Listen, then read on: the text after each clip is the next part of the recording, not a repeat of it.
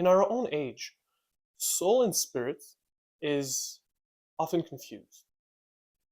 Most people aren't even aware that they possess a spiritual intellect, something deeper down inside of themselves. This could be due to the fact that the culture and education of the West, and honestly, well, as of today, most of the world, let's be honest, because we're all connected through the internet, our cultures are kind of intermingling in our ways of thinking as well. Of course, we have some differences, but people are starting to become closer and closer in terms of education and how they believe. In a certain sense, not in every sense, but in a certain sense. The Western education system is really mostly trained and based on the reasoning brain. Everything has to be on reason. Anything that is unexplainable by reason doesn't need to be explained because it makes no sense. That's kind of the fundamental value of it. And to a lesser degree as well, of aesthetic emotion, primal, raw, and honestly, shallow, reactionary emotions as well.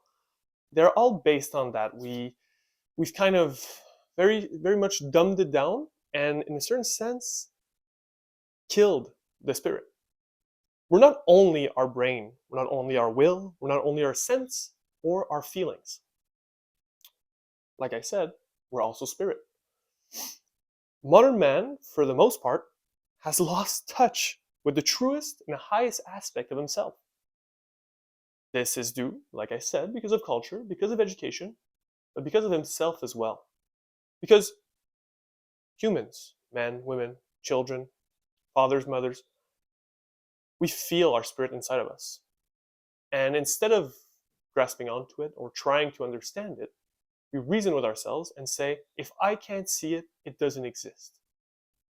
And well, to me, that seems like an elementary reaction to a much deeper problem, but I digress. I believe that the spirit, of course, is real and is something you should strive to have an understanding of.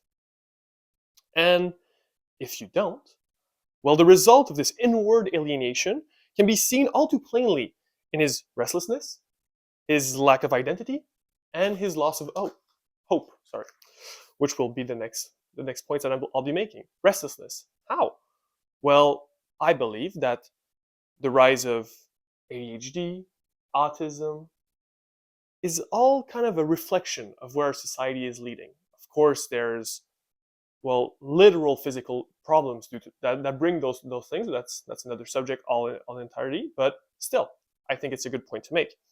There's the fast media, obviously, scrolling, changing emotions every few seconds. Of course, doesn't help. And well, we already see a big difference, let's say, between millennials and Gen Z, and even more between Gen Z and Gen X, right? And even more with boomers in our attention spans, in how we spend our time, how we leisurely spend our time after work or after school or whatever, you know? I believe that fast media has completely killed our attention span, completely. And as I said, we see a big difference between Gen Z and the other generations. But imagine children who today are born with a screen in their face, with fast media constantly in their face, since the day they're born. Because, well, the parents say, it's my way to buy freedom. Can't I have a night out at the restaurant? You know, they bring their children to the restaurant and the kids are just in front of the screen and do nothing else. Well, I think it's despicable. I understand the reasoning brain aspect of it, but the spiritual aspect of it is absolutely deplorable. It is disgusting, and I believe that these children will be either very far behind or extremely uh, deficient with their attention span. There's also unstable relationships when it comes to the restlessness. People constantly aren't able to settle down. They constantly want something new. They constantly want something else. They can't accept the fact that they're going to spend years and years with this person, if not for the rest of their life. They're constantly chasing something else. You know. And of course, greed. We see greed everywhere in our society nowadays. People backstabbing each other for money or just for power, for anything else. You know, which I believe makes part of restlessness. The next point, lack of identity. Well, that's simple. We don't have groups anymore, except maybe Discord communities or online communities, forums, blogs, Reddit, Facebook, whatever. We don't have any community. We've completely lost this, and I believe that the spirit is closely tied to our community. It's in engaging with others that our spirit kind of blossoms, I believe. And the worst part is that a lot of us younger people are shamed by others, and we shame ourselves when we try to go out of our comfort zone and try to create our own communities.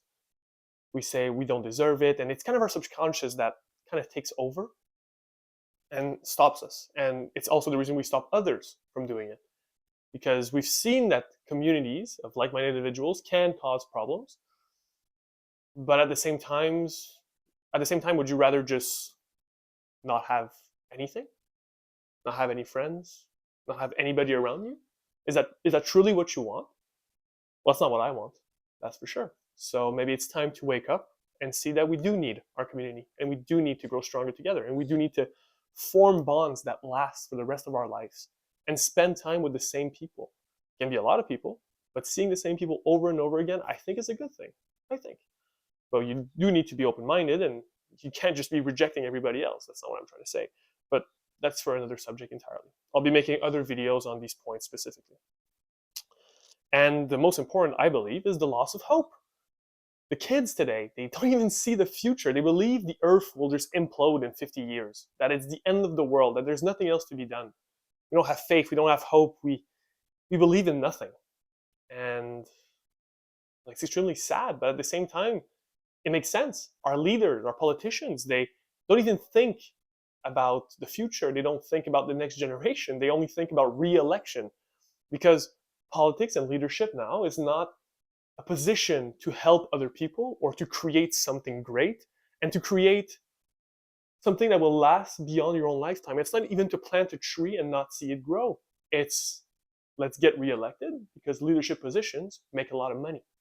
And that ties back to greed, that ties back to restlessness, that ties back to lack of community, because these politicians also don't belong to a community. And if they do, it's a tight-knit community of other politicians and other leaders that don't even see you as human, who don't even see you as important, which is horrible, because they only see you as, well, in true essence, pay pigs, ways to make money on your back and use your emotions to make even more money.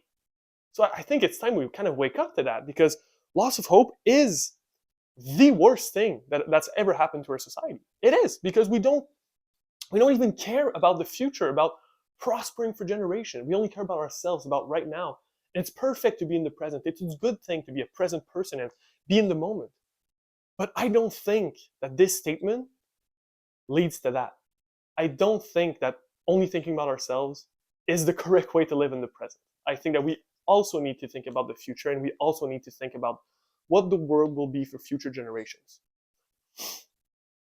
And I'll just leave you with one last quote before I go, by Father Dimitru Staniloae, a Russian Orthodox Christian, who said, "The glory to which man is called is that he should grow more godlike by growing ever more human." Again, that's a little bit more food for thought. I'll leave you on that one. Thank you very much.